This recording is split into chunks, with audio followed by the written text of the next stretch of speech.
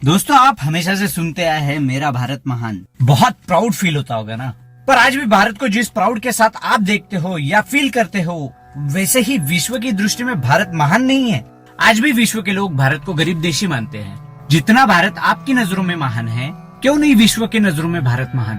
तो दोस्तों, इसका कारण ये नहीं है कि भारत के लोगों ने गौरवपूर्ण कार्य नहीं किया है, बल्कि इसका कारण ये है कि विश्व के लोग भारतीयों के गौरवपूर्ण कारणों से वाकिफ नहीं है। देखिए, भारत का इतिहास इतना महान और गौरवशाली होते हुए भी प्राचीन इतिहास को जानने के लिए कोई वैज्ञानिक प्रामाणिक ग्रंथ उपलब्ध नहीं है कि जिसके बेसिस पे इंडियन हिस्ट्री के इंसिडेंट्स का डेट वाइज मूल्यांकन कर पाए।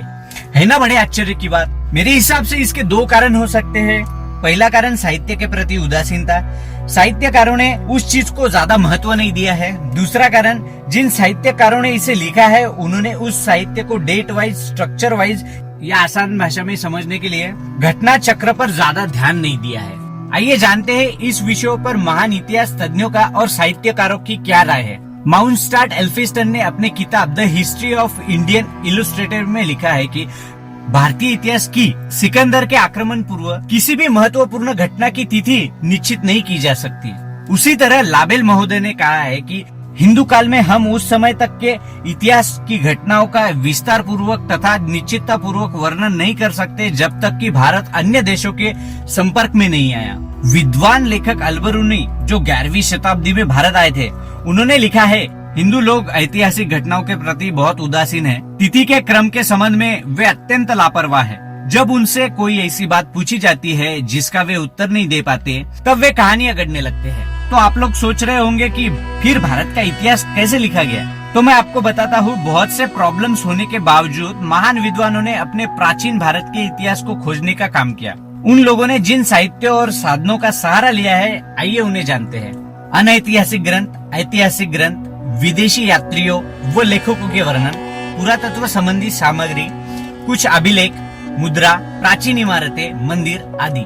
इसको थोड़ा डिटेल में समझते हैं। अनैतिहासिक ग्रंथ भारत के कुछ बहुत पुराने ग्रंथ हैं जिनमें कुछ ऐतिहासिक घटनाओं के बारे में लिखा गया है। दोस्तों, जिन साहित्यों की लिस्ट स्क्रीन पे दिख रही है उसे आप पॉज करके भी देख सकते हैं। ये कुछ ऐतिहासिक ग्रंथ है। विदेशी यात्रियों के वर्णन,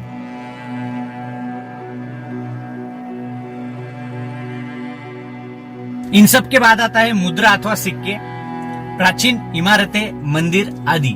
इन सभी वस्तुएं, सिक्के, लेखकों के वर्णन और ग्रंथों से इतिहास को जोड़कर लिखा गया है।